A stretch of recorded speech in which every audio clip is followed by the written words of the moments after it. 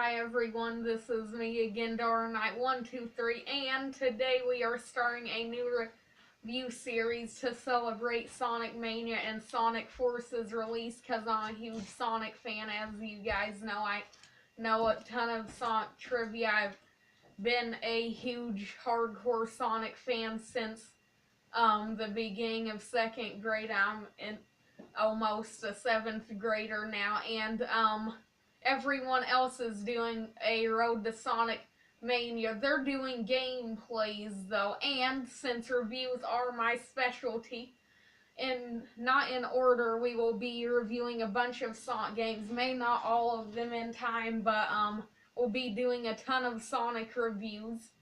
And these are in no order at all, guys, but let's go ahead and start this off with the Xbox 360 version of Sonic Unleashed, because the Wii version is a little different, and that might get a its own separate review. Plus, we talked about this game in top 10 Sonic, my top 10 Sonic games, but we did that review very briefly, guys. So we will be doing a full review today, and that means it will be in detail. So let's start with the story, which is actually pretty decent, especially after the Terror's known Sonic 06, even though I actually kind of like that game. I don't even know why I like that dang game. But let's go ahead and start with the story.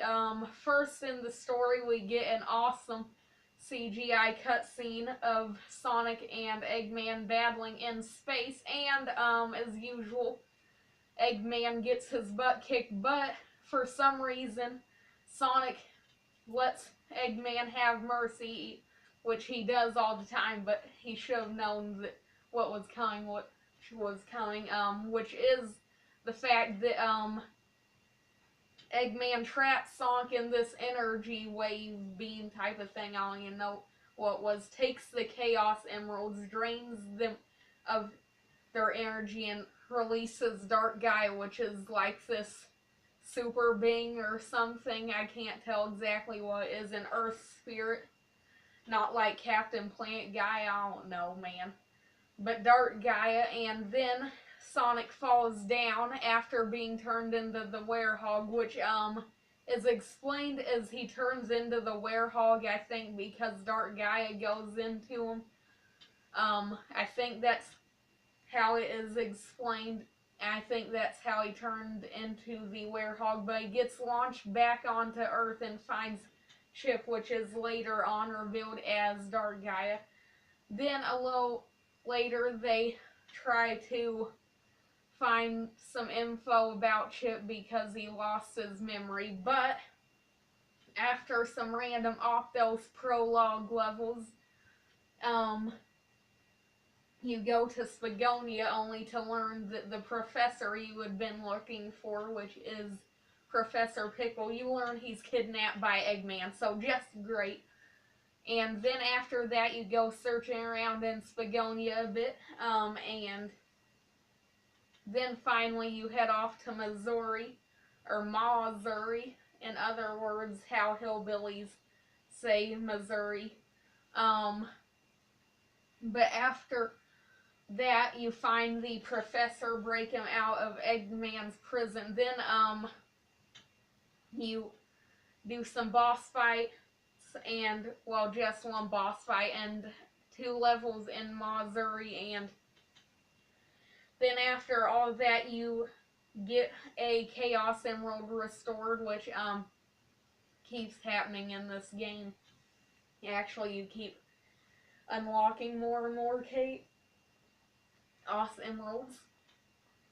But after you go to Missouri, you learn a little more about Dark Gaia and how its main purpose is to destroy Earth every couple million years. So what a butthole, even though it's a dang super being.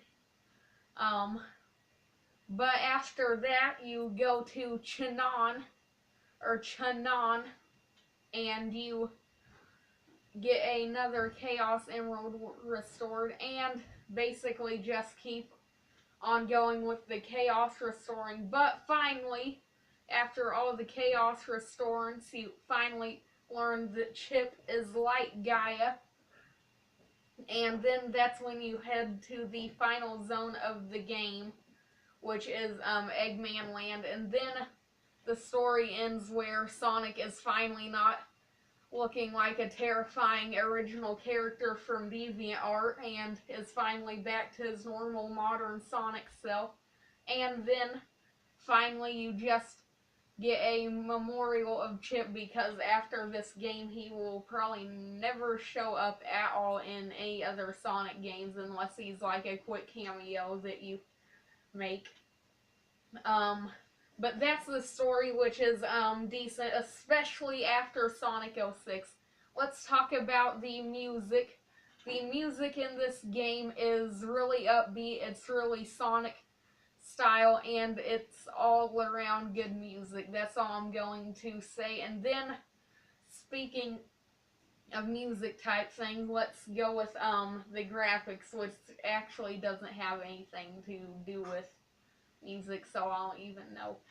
But let's talk about the graphics, which for a PS3 and Xbox 360 version, it is insanely well done, and the graphics are very detailed for a 2008 Xbox 360 and PS3 game, and it's a really awesome and astonishing game to look at, which you usually don't get in Sonic games, but some Sonic games are really nice looking, and this is probably, in my opinion, the best looking Sonic game besides Sonic Lost World. But with that being said, let's talk about the most important game of any game, the gameplay, which gets mixed reception in the Sonic fan community.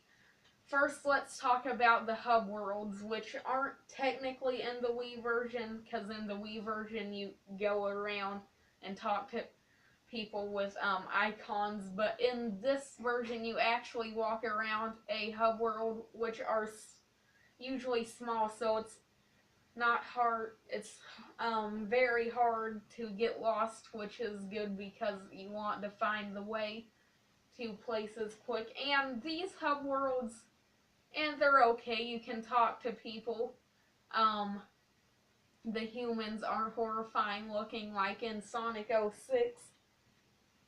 But with that being said, the characters actually that you talk to are kind of funny and aren't just like, oh hi there, go through this. They actually have kind of mini stories to tell, which is kind of nice.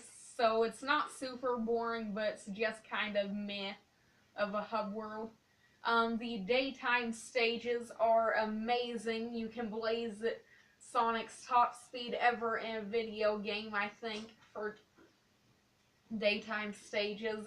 They're decently challenging. You usually have to, well, not super usually, but sometimes you actually have to stop boosting and do some decent platforming.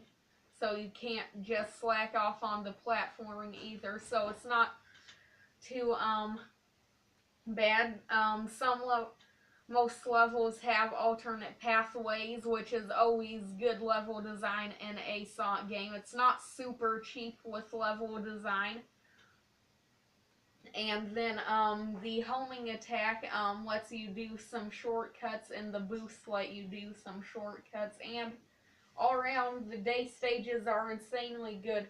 The nighttime stages is where it gets really mixed up at, though, guys, to where it switches to a slow and beat 'em up style gameplay, which I honestly don't think is super bad, actually, because the reason I don't think it's too bad, first it starts out as monotonous, but you get a bunch of combos, like tons and tons of combos, which is nice, kind of satisfying to beat bad guys. You can do critical attacks, which are basically quick time events to where you can do super damage on a enemy. And some of the moves are really helpful, and some enemies you have to strategize to see what combo would be the best, so it doesn't get super monotonous. However, the platforming is kind of clunky in my opinion, and the platforming does not have a drop shell until you're close to the ground. So yeah, guys, it's not super great on the platform, but the beat 'em up style is okay. Nothing great, nothing bad. But finally, the last part of the gameplay, which is very short, like the hub worlds had a little parts in the game, but you know, they were pretty minor, and so is this last bit of gameplay, which is the plane sections, to where you hop on the tornado and you will do quick time events to shoot down planes, which I'm just going to say right now is just kind of meh. But with that being said, I think that's all to say for the Xbox 360 version of Sonic Unleashed. So I'm going to give this game A minus, because some gameplay works, some of it's not. But other than that, also has a decent story, amazing graphics, amazing music, and like I said, most of the gameplay is decent. So I'm going to give this game an A minus. And before I end this first episode of the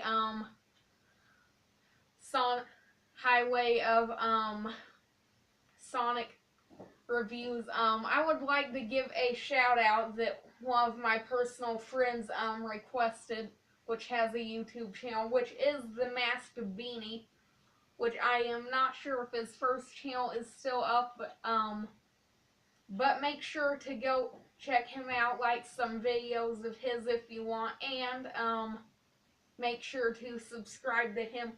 And of course, if you want, only if you want though, guys, make sure for this video, like, comment, and subscribe, and tell me, did you think this game was terrible, good, or in between, or did you think it was super terrible like IGN thought was just a horrible, horrible game, that Sonic 06 was even better?